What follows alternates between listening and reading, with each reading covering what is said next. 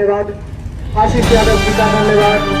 मंडल अध्यक्ष सरवन महतो जी हैं, पंकज प्रियांशु जी हैं, अरविंद डॉक्टर साहब हैं। 2019 से ही हेमंत सोरेन की जो ये ठगबंधन की सरकार है, जिसे गठबंधन बोलती है, ये जनता को ठगने का काम कर रही है, ठगबंधन की सरकार है। और जो भी पार्टियां इसमें सम्मिलित है, झारखंड मुक्ति मोर्चा, कांग्रेस और राजद, लेफ्ट पार्टीज की, वाम दल की, तो सीपीआई, सीपीआईएम, सबका बस एक ही मकसद है, यहाँ राजपाट करना और पूरे झारखंड की जनता को लूटने का काम यह कर रही है।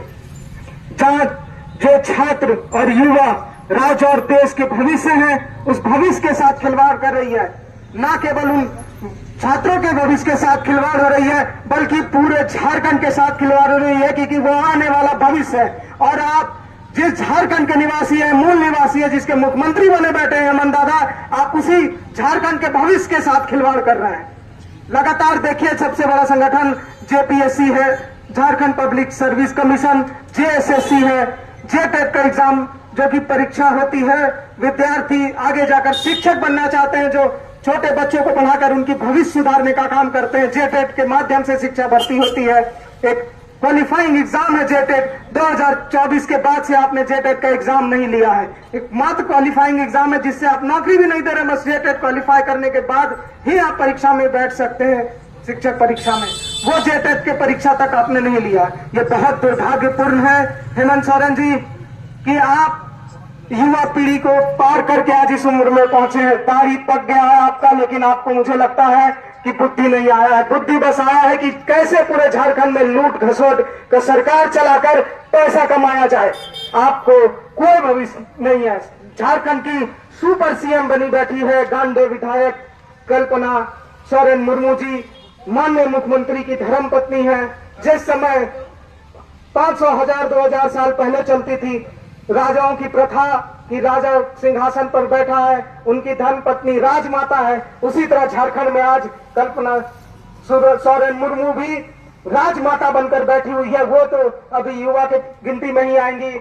मैडम, आप तो कम से कम ध्यान दीजिए, हेमंत दादा को समझाइए कि कुछ तो अपने बुद्धि का प्रयोग करे और पैसे कमाने के अलावा भी झारखंड के युवा और छात्रों के भविष्य के लिए कुछ कार्य करे। जहां तक सवाल है जेपीएससी का, तो जेपीएससी में आप 2023-24 में लगातार 3 बार फॉर्म भराते हैं। और मैं सौरभ सुमन, आज युवा मोर्चा का जिला अध्यक्ष, उस समय मैं भी जेपीएससी का तैयारी करता था और आज भी फॉर्म भरा हुआ है मेरे पास। आपने 2 बार कैंसिल करके उसको फॉर्म को तीसरी बार भरवाया और बड़े आनंद फानंद में। कोई आपके पास पूरे झारखंड राज्य में किसी भी एग्जाम का जेपीएससी जेएसएससी का कैलेंडर नहीं है, वार्षिक कैलेंडर आपने नहीं निकाला है कि कब किस डेट को एग्जाम होगा, कितनी भर्तियां होंगी, उनके रिजल्ट कब आएंगे और उनकी बहाली कब होगी। हर एक एग्जाम का यही दुर्गति है कि आप एग्जाम ले लेते हैं, उसके बाद 6 महीने बाद किसी तरह रिजल्ट आता है, या फिर आनंद फानंद में 2 दिन में ही, रात में ही आप रिजल्ट प्रकाशित करते हैं, जैसे बीते दिनों 14वीं जेपीएससी में आपने किया।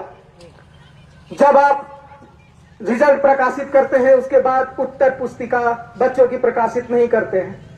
आरटीआई के माध्यम से जब बच्चे जानकारी लेने के प्रयास में रहते हैं कि भाई मैं देखूं मैंने क्या लिखा, क्या गलत हुआ, कैसे मैं अगली बार तैयारी करूं, जिस बच्चों का नहीं हुआ, लेकिन उन्होंने 1-1 साल तक आप इंतजार कराने के बाद भी उनके उत्तर पुस्तिका उपलब्ध नहीं कराते। आप एक बस आंसर की डाल देते हैं और बच्चे अपने से आकलन कर रहे हैं। अभी रांची में प्रदर्शन के दौरान एक विद्यार्थी ने कहा कि 300 नंबर में मेरे 299 आए, जब मैंने अपना आकलन किया फिर भी मेरा सिलेक्शन नहीं हुआ। तो बताइए हेमंत सोरेन जी, ये कैसा आकलन आप कर रहे हैं और कैसा आकलन आप झारखंड के निवासियों का कर रहे हैं कि आप उनका भविष्य गर्भ में पहुंचाने पर तुले हुए।